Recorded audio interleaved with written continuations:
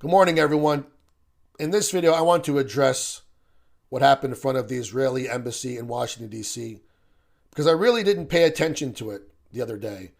Many people were sending me pictures of a person who lit himself on fire, and I couldn't identify the uniform, so I didn't know if it was actually someone from the U.S. military doing it or some person who just put on hunting gear and just protested what was going on in Gaza. I didn't know. So I kind of brushed it aside, to be honest with you. And frankly, I've been so busy with other things, I didn't give the attention that this deserved. But this morning, and I mean early morning because I was up doing stuff, my friend Maram called me all the way from Moscow. He said, Lucas, did you watch the video? I said, actually, no, I didn't watch the video. I have all these people sending me a picture of this man who lit himself on fire. Is this legit? Is this actually someone who's a guest? This person was in the U.S. Air Force. I said, wow, he really, okay. She's like, watch the video. In fact, she goes, watch the video while you're on the phone with me. I said, all right, I'll watch the video. And I did. 3 minutes long or so, and I pressed play, and I sat there and watched it while she listened. And basically, this man says, what I'm about to do is an extreme form of protest. Now, we've seen this before when it comes to monks in the East who light themselves on fire to protest war in those regions. And so this American airman decides to do the same thing. He says, I'm going to engage in an extreme form of protest. And what's about to happen to me, he says, is nothing compared to what's happening to those people in Gaza. And this is what our leaders have made normal. And by leaders, he means traitors and scum, because that's what these people are. And so he puts the camera down, as you all saw, and he lights himself on fire after dousing himself with gasoline. And the people who saw that in person didn't know what to do. One guy pulled out his gun, another person said, get the fire extinguisher, put him out. But the most shocking part is that while he was on fire, you would think he would just run around screaming, ah! No. He maintained the message, free Palestine, while he's on fire, free Palestine, free Palestine. And then eventually he couldn't do it anymore and he collapsed. Very clear why he did it. But the reaction to this is almost as shocking as what happened to him. As expected, and to no surprise to me, Jewish supremacists and Zionists mocked him, saying, oh, all the Hamas supporters should try this out. Others saying, well, he's a Hamas supporter, mass rape supporter, so on and so forth. One person, Laura Loomer, fuck him. He's mentally ill. Fuck him. Fuck him, huh? He didn't do that for Hamas. And they all know he didn't do it for Hamas.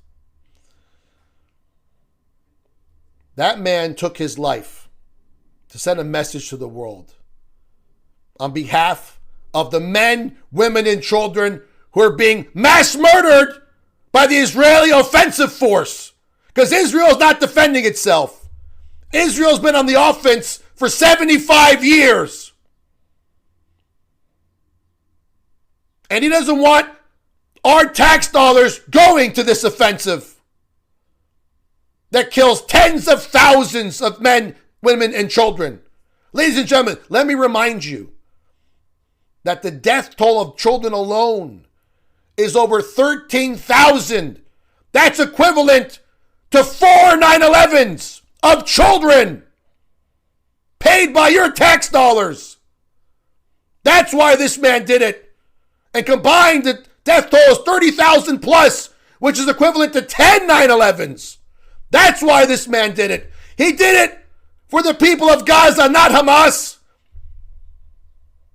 He didn't do it for the people who flew over the wall. He did it for the people who are being crushed under the rubble. That's why he did it. And these American Jewish Zionists and traitors are mad because he didn't die for Israel. If Aaron Bushnell lit himself on fire and said, "Free the hostages! Free the hostages! Free the hostages!"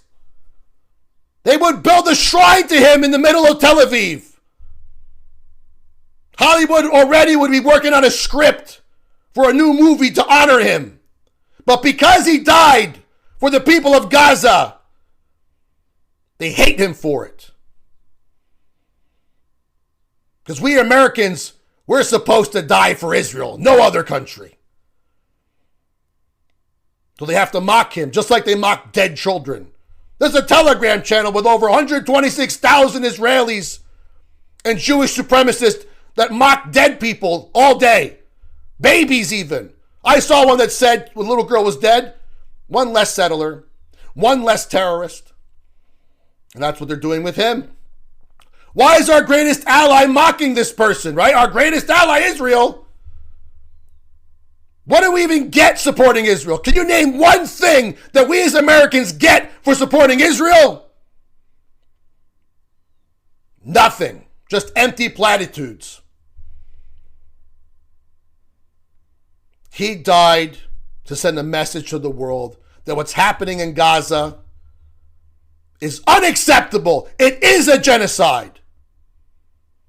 And all these American Jewish Zionists and Zionists around the world are mad for taking his life for those people. That's why they're mad. And they mock him like every other victim that the Israelis have murdered in that genocide that's going on. Sponsored by our tax dollars. Promoted by our leaders. All of whom are traitors. Ladies and gentlemen, every day, 22 veterans take their lives. I don't know if Aaron intended to kill himself or not. Perhaps he just wanted to get severely burned and survive. I don't know. But he's dead now. He died to send a message to the world. And we're not going to let him die in vain, ladies and gentlemen. We are not going to let him die in vain.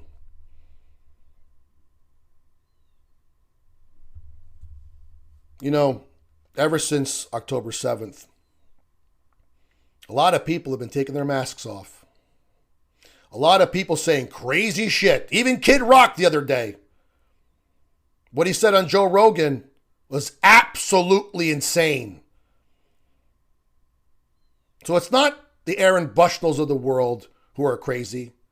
It's the Laura Loomers, the Kid Rocks, the Ben Shapiros, everyone who supports Israel. And what they're doing in Gaza. They're the lunatics. They're the ones who are insane. They're the ones who are traitors. Because America gains nothing supporting Israel. We lose everything. Not only do we lose our troops, we lose respect.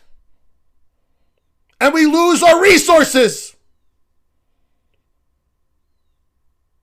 And that's what Aaron took his life to remind you of. That our unbreakable bond with Israel should be broken. For not just the sake of the people in Palestine, but also for Americans.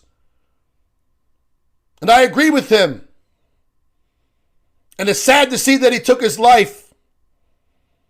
But he's no coward or traitor or terrorist supporter. No. He's none of those things. He is a hero for standing up for the innocent people in Gaza. He gave his life for the greater good, for a higher cause. And he will not be mocked by the scum and the snakes who lurk among us, pretending to be patriots of this country, when in fact, they're only shills for Israel.